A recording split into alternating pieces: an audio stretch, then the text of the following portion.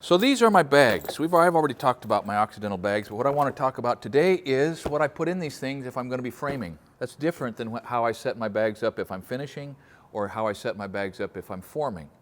But if I'm going to be doing some framing, and I'm starting with the platform of my old Occidental bags, which, by the way, are fixed, okay? Remember, it was flopping in the breeze and you gave me a hard time. I got about 10 rivets shot in there. There are a wide variety of ways that carpenters, that builders, construction workers carry their tools and fasteners to the work site. And then those systems morph and adapt over time. In years past, they were just canvas aprons that they hang around your neck and tie behind your back and a couple bags in front.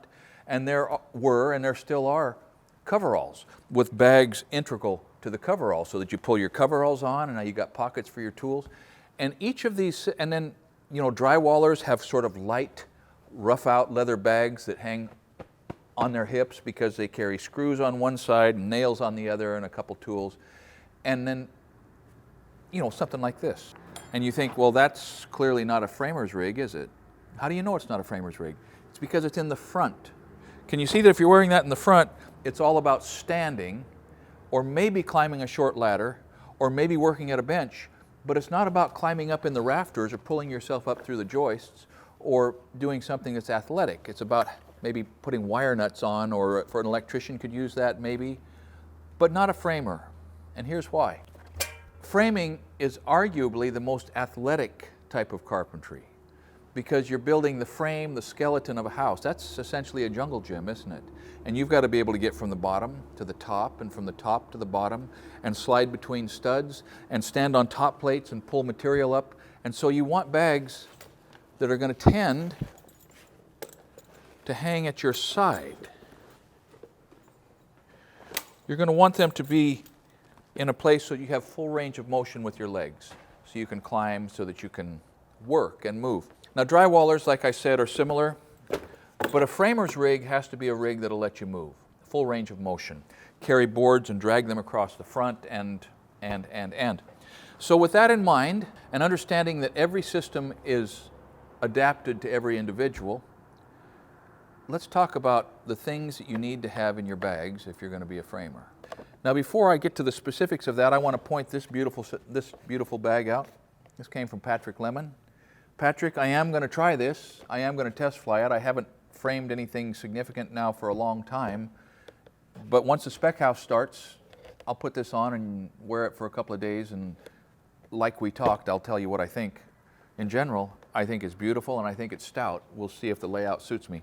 So if you're just beginning as a carpenter and you're going to go out and buy a set of bags so that you can run with the big dogs and so you can begin to learn the habits that will make you productive and employable, something you don't realize is that the first set of bags that you buy is going to set you on a course of how you rig your bags probably for the rest of your life, because bags are laid out in a way that sort of dictate where the tools go.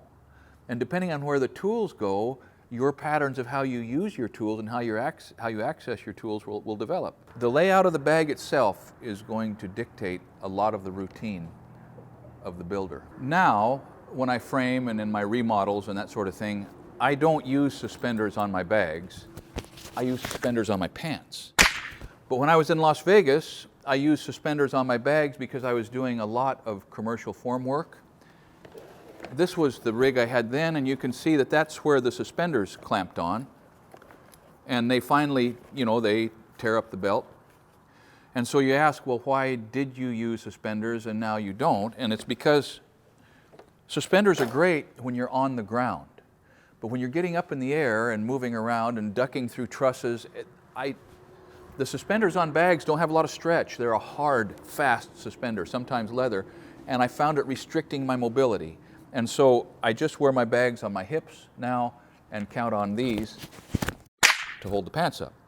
So there's one choice you're going to make. Do I rig up with suspenders or do I rig up just on my hips? Part of the dynamic of using a belt and no suspenders is that if you use a belt and no suspenders and wear a belt on your jeans, those two belts are in conflict with each other. They will pinch you.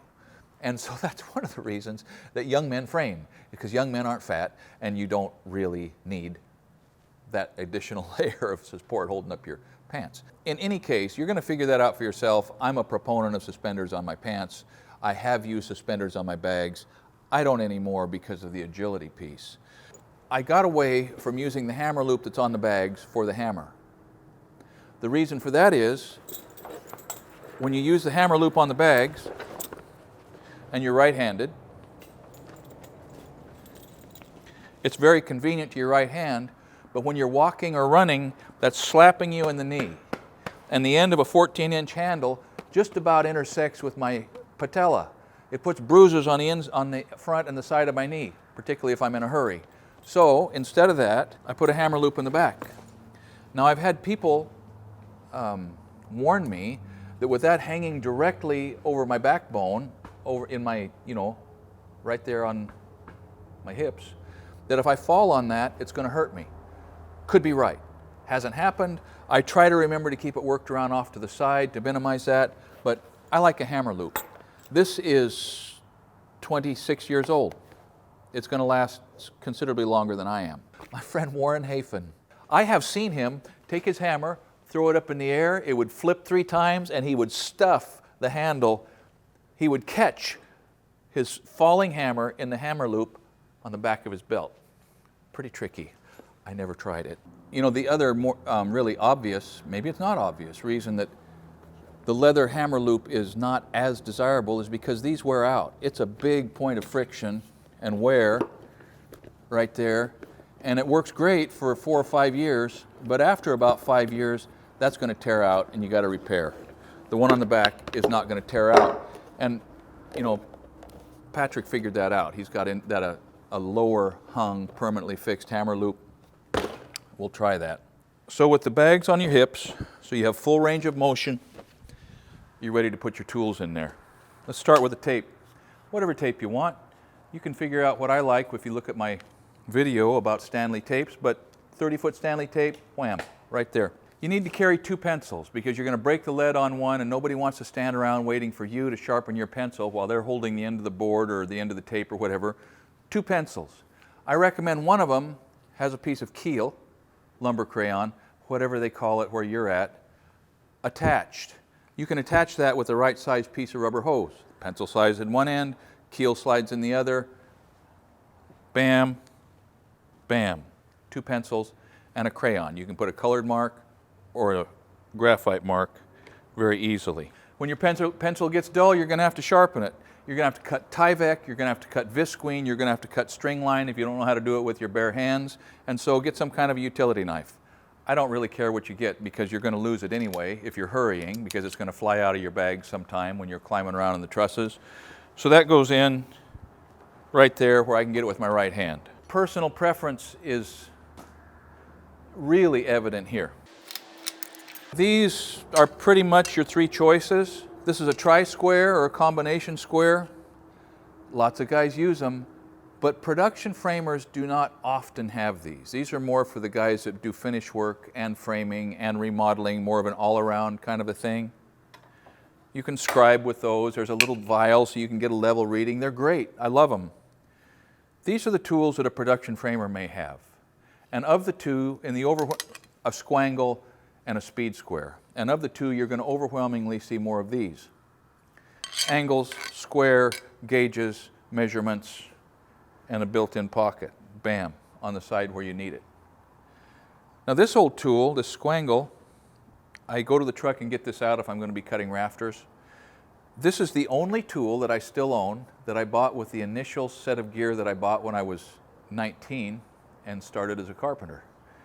I bought a Vaughan hammer and a combination square and a tape measure and a set of bags and this, and I still own this. If I'm going to be carrying this, it goes right back here, and you can see I don't carry it that often, but there's a, yeah, you can see I don't carry it that often, but there's a slot right there where it'll go. Don't fall on that, okay? But it won't fall out, so that's superfluous unless you're cutting rafters. My chalk line goes right over here. I almost never have any fasteners in that pocket. I've kind of dedicated that to chalk lines. I could probably make a chalk line go in there, but I just never got in the habit. I hang my Spencer tape on there sometimes when I'm working down on the ground. Chalk line goes out there. It's the same deal. The tape's over here, the chalk line's over there. It's a right, left thing. Now, where I am used to working, you don't see too many framers with steel-handled hammers. You'll see some. A steel handle is kind of hard on your elbow. It transmits vibration right up. It's dampened by that rubber grip, but it's a little hard on your arm, but you're never going to break the handle. I used one of these for years. This is a Stanley. I used a plumb. A lot of people are horrified to think that anyone would try to do anything worthwhile with an axe, but they are a great tool. This is what I use now. This is back to where the hammer loop in the back is about right. And you just get the hang of the hammer just kind of comes out and it just kind of goes back. Hammer choice is a very personalized thing, the weight and the handle length. And the problem for young guys is that this is the age of pneumatic hammers. And I don't know how you're going to learn to hammer now, but try to do it because it's important. And put your hammer somewhere where you can get at it. Lots of guys carry their hammer in their bag. Okay, there is nothing wrong with that. And in many ways, it's just handier than reaching for that loop all the time. It's there, you can get it out. It wouldn't go on the left-hand side unless you're a lefty. But particularly a rigging axe drops really nice into a bag. It's a problem going between studs. I mean, you've got to crawl between studs or pull yourself up between joists. Now that's a hang-up. But don't be afraid just to drop your hammer in your bags and keep moving. Cat's paw, where are you going to carry your cat's paw? Same thing. Drop it in the bag. Now I've seen guys that carry them like this.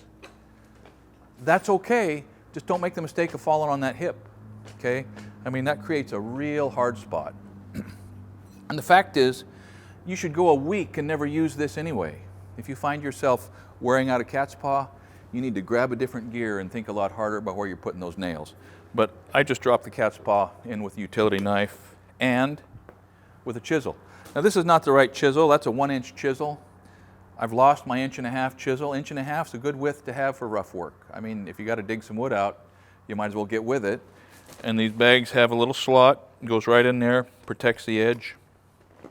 So we're getting down to where this is most of what you need to be a production framer. It's kind of nice to have a nail set. That's smaller than you would need as a framer. I mean, you might need that to clear a jam on a nail gun or something. But get something that you're going to be able to hit. You're going to be able to reach in and drive something far enough down that you can really, maybe punch a hole through a Simpson hanger or something. So you have something pretty stout. You've got special little slots in there. Now there's no limit to the number of things that you could carry if you want to. But why carry them if you're not going to use them? You can't make any money just with the dead weight.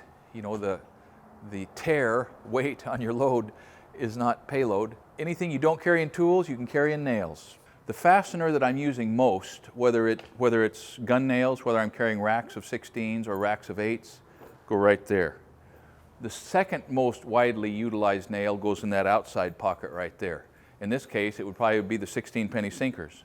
Now, it used to be that this bag would be full of 16-penny sinkers, and I had a dedicated pocket in the back for racks of gun nails. But where I'm at now, that usually doesn't happen. Over on this side, in the bottom of this pocket, I'll have a few 8-penny nails, maybe a half a pound or something. So when we get back, circling back to pounds, there are some things that I don't carry when I'm framing. When I carry a cat's paw, I carry it here. Usually, I don't carry a cat's paw. I've learned to not put nails where I don't want them, okay? As you can see, there's not a lot of miles on that. I don't carry a plumb bob. If I need a plumb bob, I'll go get it. But usually there's a level leaning up on the job somewhere, so I don't carry a plumb bob. I don't carry the saw wrench with me. I don't change the saw wrench every 15 minutes, so that'll be wherever the saw blades are. Usually I take care of that early in the morning. If you're not going to use it before lunch, don't carry it with you all morning. There's a torpedo level. I don't carry a torpedo level when I'm framing. It's just redundant nonsense.